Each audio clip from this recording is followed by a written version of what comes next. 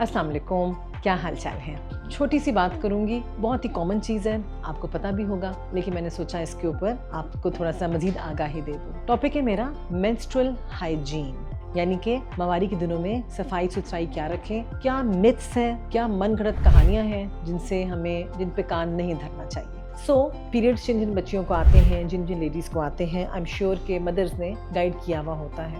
हमारे लिए कुछ बेसिक असूल हैं जो कि पीरियड्स के दिनों के अंदर हर एक को फॉलो करने चाहिए। वो क्या क्या असूल हैं? Number 1, wear cotton clothings. बच्चियों को इस चीज़ के ऊपर आप लोग लेके आएँ कि नायलॉन के कपड़े, स्पेशली अंडरगारमेंट्स ना पहने। I am talking of underwears in particular. Cotton के अंडरवेयर्स पहने ताकि स्वेट वगैरह जो है वो एब्जॉर्ब कर सकें और स्मेल ना आए। नंबर 2, आपने जो पैड्स बच्चियों को जो इस्तेमाल करवाते हैं, they should be breathable and light pads. Cotton pads जो घर में बनाए जाते हैं बहुत अच्छे हैं, पतला सा उसके ऊपर गॉज का कपड़ा लगा लीजिए। और मैंने बहुत से पेशेंट्स को देखा, बड़ी समझदार माओं को देखा है कि लॉन के जिस तरह पुराने कपड़े हो जाते हैं, अच्छी तरह उनको धो के डिटॉल वाले पानी के अंदर उनको इस्त्री कर लीजिए।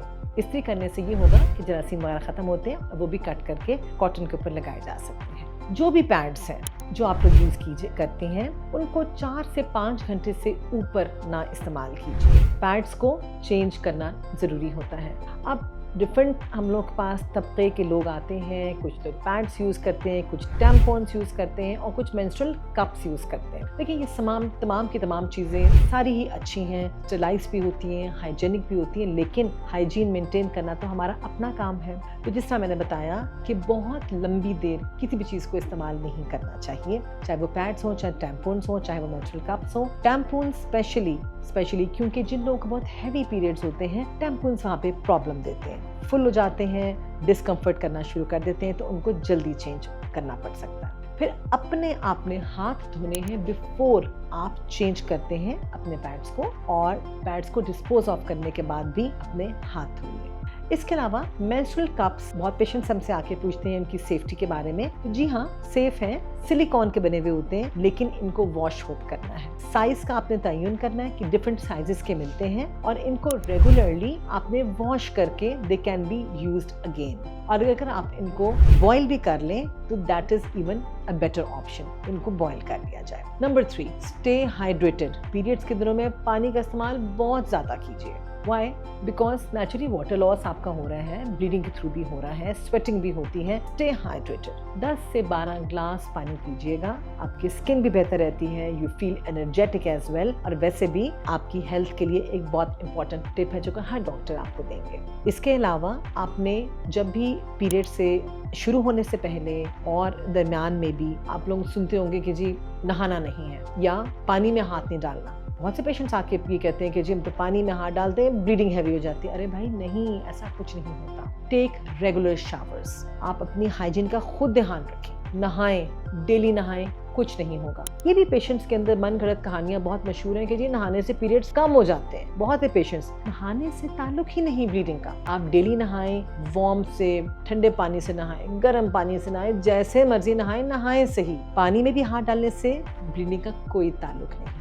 फिर पेशेंट्स कहते हैं जी हम तो पीरियड्स दिनों में नापाक हो जाते हैं। नापाकी, आप रूटीन के काम करें, आप कुरान भी पढ़ें। सिर्फ नमाज का डेफिनेटली ज़रूर है, वो आप नहीं पढ़ सकते, लेकिन ज़बान से तो आप सब कुछ पढ़ सकते हैं। आप कलमा पढ़ें, कुरान की तिलावत कर सकते हैं, लेकिन definitely with in the means रह के आपने तमाम प्रिकॉशंस लेने। आप हाथ में ग्लव्स पहन के पढ़ें, टच ना कीजिए, लेकिन आप पढ़ें ज़रूर। तो ये सारी बातें थी। इसके अलावा बहुत ज़्यादा देर अगर आप टैम्पॉन्स यूज़ कर लेते हैं या मेंस्ट्रुअल कप यूज़ करते हैं, तो एक छोटा सा नुकसान उनका ये होता है कि जो ब्लड है ना जी, बाहर तो आ नहीं रहा, उसका बैक फ्लो शुरू हो जाता है बच्चेदानी के अंदर से, ट्यूबों के अंदर से होते हुए। तो ब्लीडिंग अंदरूनी तौर पे भी किसी पेशेंट्स को हो जाती है, उन लोगों को जो कि इनको चेंज ना करें। इसीलिए बहुत जरूरी है कि let the flow come out. जिस्म से बाहर आना अल्लाह ताला ने बनाया ही ये मकसद इसी चीज के लिए कि ब्लीडिंग गंदा खून बाहर निकले। तो बाहर या तो पैड्स पे निकल रहा है, या आपके मेंस्ट्रुअल कप के अंदर जमा हो रहा है, या आपके टैम्पॉन्स उसको एब्जॉर्ब कर रहे हैं। इसीलिए इन चीजों की रेगुलर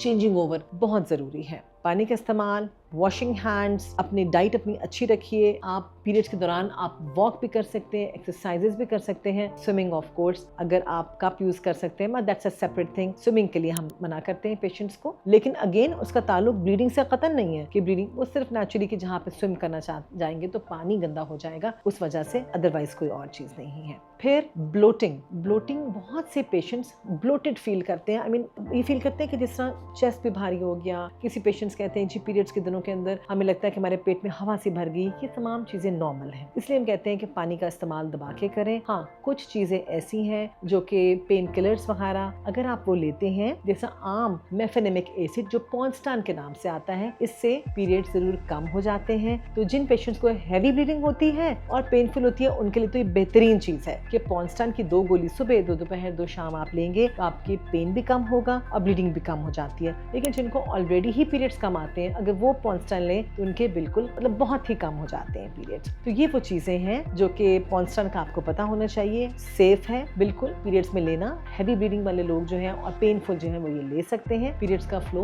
कम करने के लिए। माय डियर गर्ल्स, ये वो थोड़ी सी चीजें थी जो मैं आपको बताना चाहती थी कि पैड्स भी आप यूज कर सकते हैं जो बाजार में डिफरेंट नामों से मिल रहे हैं। कॉटन पैड्स यूज कर सकते हैं, उनके ऊपर लॉन का अच्छा सा कपड़ा या गॉज आराम से मिल रहा होता है वो यूज कर सकते हैं। टैम्पॉन्स एंड मेंस्ट्रुअल कप अच्छी चीज है, लेकिन कॉम्प्लिकेशंस हो सकती हैं। शायद कोई डॉक्टर आपको बताए, इसे कहते हैं टॉक्सिक शॉक सिंड्रोम। अगर बहुत ज़्यादा देर तक टैम्पॉन्स अंदर रखे रहेंगे तो जो खून है ना जी, वो बैक्टीरियाज का गढ़ है। Basically bacterias they thrive on the blood, वो तो उनका खाना पीना है। तो अगर ज़्यादा देर तक टैम्पॉन्स लगे रहेंगे तो बैक्टीरियाज जो हैं, जो जरासीम होते हैं, वो उनके अंदर फलना फूलना शुरू हो जाएंगे। और फिर हमने पेशेंट्स को बहुत रेयर लेकिन देखा है, अगर पेशेंट सफाई नहीं रखते तो they go into this toxic shock syndrome. बड़ा रेयर है, लेकिन अगर आप सफाई का ख्याल रखेंगे तो ये चीज़ें खतरनाक नहीं हो। Stay hydrated, keep yourself clean, अपनी हाइजीन का ध्यान रखिए and enjoy a healthy life. Thank you.